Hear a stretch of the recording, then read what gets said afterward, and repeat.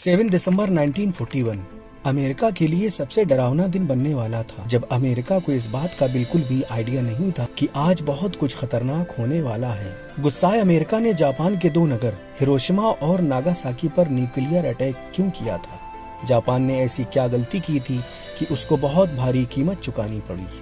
Pearl Harbor जापानियों के लिए उस वक्त तक की जीत तो थी, लेकिन हकीकत में जापानियों के लिए खौफ बर्बादी की तरफ घसीटने वाला एक स्टेप था, जो उस जीत को बहुत बुरी हार में बदलने वाला था। लेकिन क्या आप जानते हैं अमेरिका ने परमाणु अटैक जापान पर क्यों किया था? इन्हीं सब सवालों के जवाब जानने के लिए आइए इतिहास के पन्नों को पीछे पलट कर देखते हैं। कोई भी युद्ध बिना किसी कारण नहीं होता, ये बात हम सब जानते हैं। पर्ल हार्बर अटैक की वजह से अमेरिका ने जापान पर न्यूक्लियर अटैक किया था, जिसमें 2000 से 3000 अमेरिकन जवान मारे गए थे।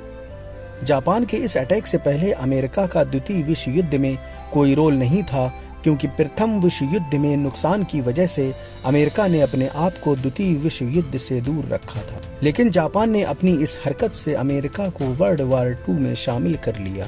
जापान के पास ऑयल की कमी होने लगी थी और जापान 94% ऑयल अमेरिका से ही लेता था। जापान धड़ाधड़ आसपास के इलाकों में कब्जा करता जा रहा था।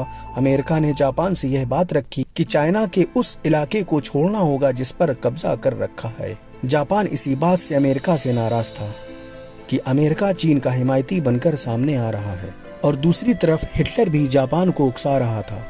जापान यह सोचकर राजी नहीं हुआ कि अगर उसने अमेरिका की बात मानी और सरेंडर कर दिया, चाइना से अपना कब्जा हटा लिया, तो दुनिया में उसकी एक डरपोक छवि बनकर रह जाएगी। जापान किसी तरह समझौता नहीं करना चाहता था और अमेरिका से ऑयल भी हासिल करना चाहता था। जापान ने फैसला किया कि वो चाइना से अपनी फौज नहीं हटाएगा और अंदर ही अंदर साइलेंट प्लान बनाने लगा।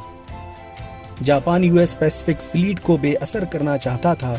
जापान को अच्छी तरह ये मालूम था कि अगर उसने फिलीपीन पर अटैक किया, जो अमेरिका की कॉलोनी है, तो अमेरिका पर्ल हार्बर से उस पर अटैक कर देगा। जापान के पास लगातार ऑयल खत्म होता जा रहा था और उसके पास हमला करने के सिवा कोई दूसरा रास्ता नहीं था। जापान ने फैसला किया कि वो फिलीपीन पर नहीं, यूएस पैसिफिक फ्लीट यानी पर्ल हार्बर पर अटैक करेगा, और वो भी सरप्राइज अटैक होगा। जापानी ये बात अच्छी तरह जानते थे कि अमेरिकन से रविवार के दिन मौज मस्ती करते हैं और आराम करते हैं। कई लोग इस दिन सोते रहते हैं, इसलिए जापान ने रविवार के दिन बहुत सुबह हमला करने का वक्त चुना। लेकिन उस वक्त कोहरा और धुंध इतना था कि सुबह 8 बजे का टाइम तय हुआ। फिर वो समय आ गया। जापान ने अपनी आर्म्ड फोर्स को तैयार करना शुरू कर दिया, जिसमें 2 से 3 बैटलशिप, 30 के ऊपर सबमरीन, 30 डिस्ट्रॉयर शिप, लगभग 400 के ऊपर फाइटर एयरक्राफ्ट शामिल थे।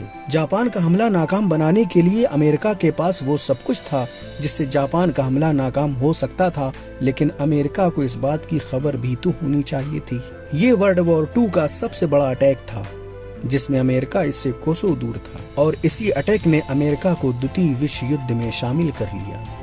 7 दिसंबर 1941 जापान ने सुबह सुबह 8 बजे रविवार को अमेरिका के होनोलुलु में स्थित पर्ल हार्बर पर बहुत ही खतरनाक और सरप्राइज अटैक कर दिया। जापान ने इस प्लान को इतना सीक्रेट रखा था कि वायरलेस कम्युनिकेशन पर भी रोक लगा रखी थी। जापान ने अमेरिका के पर्ल हार्बर पैसिफिक फ्लीट पर हमला करके सबको हैरान कर दिया। जापान के 400 से ज्यादा बॉम्बर एयरक्राफ्ट अमेरिका के पैसिफिक फ्लीट को तबाह कर रहे थे। अमेरिका की 20 वेसल्स, 8 बैटलशिप, कुछ सबमरीन्स और 300 से ज्यादा प्लेन को तबाह कर दिया था। जापान के इस हमले में लगभग 3000 से ज्यादा अमेरिकन जवान मारे गए और 1200 से ज्यादा जवान जख्मी भी हुए। 320 के करीब अमेरिकन एयरक्राफ्ट पार्शली या कंप्लीटली नष्ट हो गए थे। जापान ने पहले 45 मिनट तक बम बरसाए, फिर 10 मिनट का ब्रेक लेने के बाद दूसरी टुकड़ी ने फिर से हमला करना शुरू कर दिया। ये हमला 1 घंटे 15 मिनट तक चला था। इस हमले में 100 से ज्यादा जापानी जवान भी मारे गए थे। जापान के इस अटैक के बाद American president Franklin D Roosevelt ने द्वितीय विश्व युद्ध में शामिल होने का ऐलान कर दिया। ब्रिटेन ने भी अमेरिका का साथ दिया। अमेरिका ने 1 साल के अंदर अपने नुकसान को फिर से दुरुस्त कर लिया। फिर 4 महीने बाद 1942 में अमेरिका ने जापान की तरह जापान पर हमला किया और बमों की मूसलाधार बारिश कर दी। ये अमेरिका का वर्ल्ड वार 2 में पहला हमला था और अमेरिका अगले 4 सालों तक जापान को सबक सिखाता रहा। इस जंग में जापान बहुत कमजोर हो चुका था मगर हार मानने को तैयार ही नहीं था। अमेरिका जापान को बार बार न्यूक्लियर अटैक की वार्निंग दे रहा था मगर जापान अपनी जिद के आगे टस से मस ना हुआ। फिर वो दिन आ गया जब दुनिया का नक्शा बदलने वाला था। इंसानियत को झकझोर कर देने वाला एक हादसा जिसे सैकड़ों साल तक दुनिया भुला नहीं सकती थी। हुआ यूं, जापान अपनी जिद के आगे जब नहीं झुका तो अमेरिका को अपना आखिरी वार करना पड़ गया। 6 अगस्त और 9 अगस्त 1945 को जापान के 2 नगर तबाह बर्बाद हो गए। 6 अगस्त 1945 को 4400 केजी वजनी लिटिल बॉय नाम का न्यूक्लियर बॉम्ब हिरोशिमा पर दाग दिया। फिर एक भयावह पावरफुल आवाज के साथ एक सफेद बहुत बड़ा आग का गोला 3000 फीट तक आसमान की तरफ उठा और जमीन का टेम्परेचर 5000 डिग्री कर दिया। इस अटैक ने पूरे हिरोशिमा को लगभग तहस नहस कर दिया था। जापानी कुछ और समझ पाते कि 9 अगस्त को 3 दिन बाद फैट मैन नाम के परमाणु बम को नागासाकी के ऊपर सुबह 11 बजे गिरा दिया। लाखों लोग एक झटके में मारे गए। उसके बाद बम की खतरनाक रेज विकिरण से भी लोग मरते रहे। इस घटना के बाद जापानी सेनाओं ने पीछे हटना शुरू कर दिया और लगभग 5 दिनों के बाद जापान ने आत्मसमर्पण कर दिया।